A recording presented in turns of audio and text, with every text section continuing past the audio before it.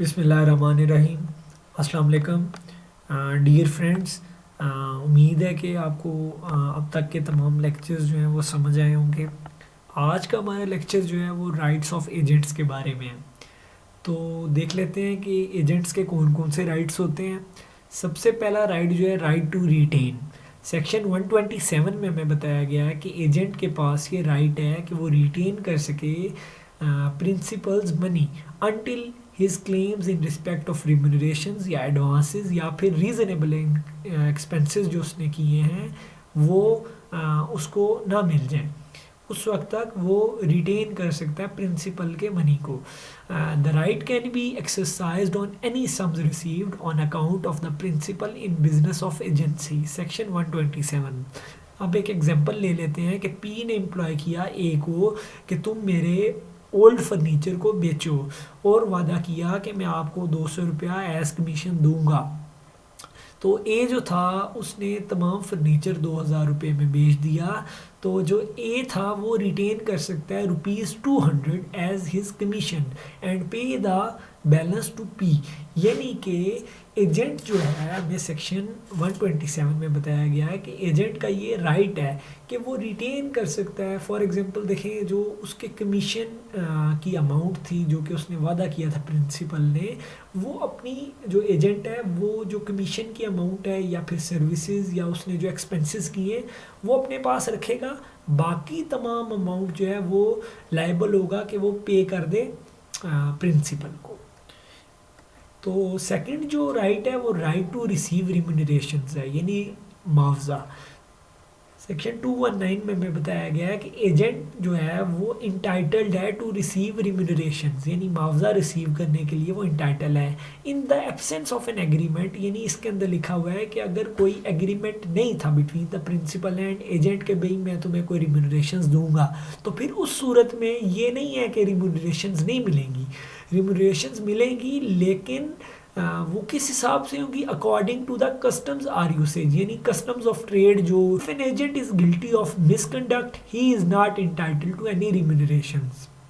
Example देख लेते हैं। पी ने एम्प्लॉय किया ए को to recover 1,00,000 rupees from T, लेकिन ए की जो मिसकंडक्ट था उसकी वजह से जो पैसे थे वो रिकवर नहीं हो सके। तो ए जो होगा वो इंटाइटल नहीं है रिम्यूनरेशंस के लिए। He must compensate for the loss. उल्टा इसको जो है प्रिंसिपल को जो नुकसान हुआ है वो इसको अदा करना होगा और इसको कोई किसी किस्म की रिम्यूनरेशंस यानी मुआवजा नहीं मिलेगा इस सूरत में, क्योंकि वो मिसकंडक्ट का मुर्तकिब हुआ है। अब जो थर्ड राइट है वो राइट ऑफ लीन है।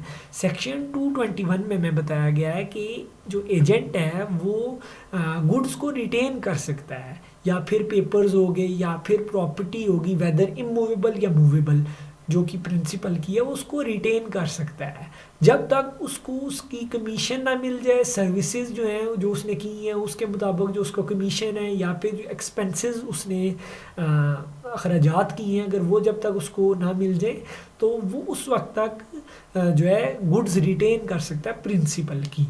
This right is subject to a contract between the principal and agent. Section 221 में बताया गया है। अभी इसकी एक एग्जांपल है। पी ने एम्प्लॉय किया ए को as agent to sell 100 books, A sell 50, P becomes insolvent. लेकिन इस दौरान पी जो था 50 ए ने जो 50 बुकें बेच दी और इस दौरान जो पी था वो इंसॉल्वेंट हो गया, यानी वो कंगाल हो गया, बैंकरप्ट हो गया।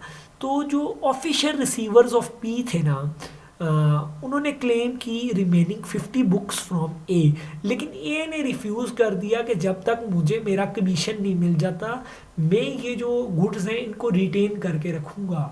तो ये उसका राइट है। सेक्शन 221 में भी बताया गया। अब एक और राइट है right to be indemnified for lawful acts. Section 222 में भी बताया गया है कि एजेंट जो है उसको तमाम लॉफुल एक्ट्स के लिए इंडेमनीफाई किया जाएगा। और इसमें ये बात है कि however an agent cannot claim indemnity in respect of acts which are apparently unlawful or criminal, यानी कोई अगर एक्ट्स जो हैं वो अनलॉफुल या क्रिमिनल है तो उनके लिए उसको इंडेमनीफाई नहीं किया जाएगा और ना वो इसको क्लेम कर सकता है। एक एग्जांपल इसकी देख लेते हैं। ए ने एम्प्लॉय किया बी को कि to beat C and agrees to indemnify him against the consequences of the act. यानी उसने कहा कि तुम सी को मारो और जो नतीजा होगा उसके लिए मैं आपको इंडेमनीफाई करूँगा। अब जो है ना, जब उसने बी ने बीट कर दिया सी को तो इसको डैमेजेस देने पड़ गए सी को। ये जो था ना वो लाइबल नहीं है कि वो इंडेमनीफाई करे बी को, क्योंकि ये लॉफुल एक्ट नहीं था। तो ये राइट जो है हमें बताया गया है सेक्शन 222 में। अच्छा, right to be indemnified for acts done in good faith कि सेक्शन 223 में हमें बताया गया है where one person employs another to do an act and the agent against the consequences of that act वो it causes an injury to the rights of the third person. Example देख लेते हैं। B at the request of A sells goods which A has no right to cell.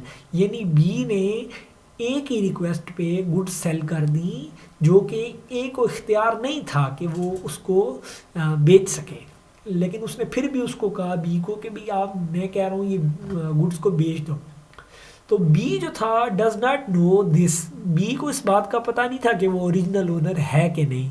And sends the money to A, और उसने वापस पैसे भी जो goods sale किए हैं तो पैसे जो हैं वो भी उसने ए को वापस दे दिए।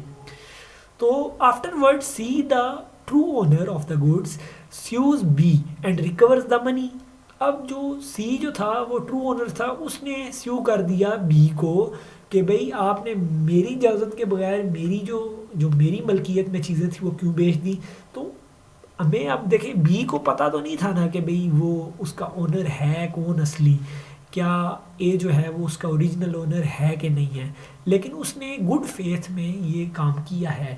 तो ए जो है वो लाइबल है टू इंडेमनीफाई बी, क्योंकि जो बी है उसने गुड फेथ में ये काम किया, उसको ये नहीं पता था कि ए जो है वो ओनर है कि नहीं है। अच्छा, अब right to compensate for injury, यानी सेक्शन 225 में हमें बताया गया है कि अगर कोई इंजरी कॉज हो जाती है ड्यूरिंग सर्विस, मतलब एजेंसी का जो भी बिजनेस है उसको कंडक्ट करने में, ड्यू टू प्रिंसिपल्स निगलेक्ट, यानी कि अगर प्रिंसिपल की वजह से या उसकी कोई बेध्यानी या उसकी कोई लापरवाही की वजह से कोई अगर नुकसान पहुंचता है एजेंट को, तो वो प्रिंसिपल जो है वो लाइबल है। ये राइट है एजेंट का कि उसको कंपेंसेशन मिले फॉर इंजरी जो कि प्रिंसिपल की वजह से हुई है। एग्जांपल देख लेते हैं। ए ने एम्प्लॉय किया बी को as a mason for building a house and puts up the scaffolding himself, यानी वो जो ढांचा होता है वो इसने खुद लगाया, हालांकि ये कोई मकसद स्किलफुल पर्सन नहीं था, तो जो स्कैफोल्डिंग जो लगी है अनस्किलफुली लगी है, तो बी जो था उसके रिजल्ट में इंजर्ड हो गया। तो A must make compensation to B, ये सेक्शन 225 में हमें बताया गया। Right to stoppage of goods, यानी कि एजेंट के पास एक और ये भी इख्तियार दिया गया सेक्शन 228 के मुताबिक कि एजेंट के पास ये इख्तियार है कि वो राइट है उसके पास कि वो स्टॉप कर सकता है गुड्स को in transit to the principal like unpaid seller if he has bought goods with his own money and the principal has become insolvent. अगर तो जो प्रिंसिपल है वो इंसॉल्वेंट हो गया है और जो एजेंट है उसने अपने पैसों से कुछ चीज़ on behalf of the principal ख़रीदी है, लेकिन अपने पैसों से ख़रीदी है, तो अगर तो वो जो प्रिंसिपल है वो कंगाल हो गया, बैंकरप्ट हो गया है, तो फिर एजेंट के पास ये राइट है कि वो स्टॉप कर सकता है गुड्स जो ट्रांजिट में हैं। एग्जाम्पल देख लेते हैं। ए ने बाई की goods for his principal P with his own money. A delivers the goods to carrier for transmission to P. Afterwards, A comes to know that P has become insolvent. A can stop the goods in transit. तो जो कि agents के rights हैं,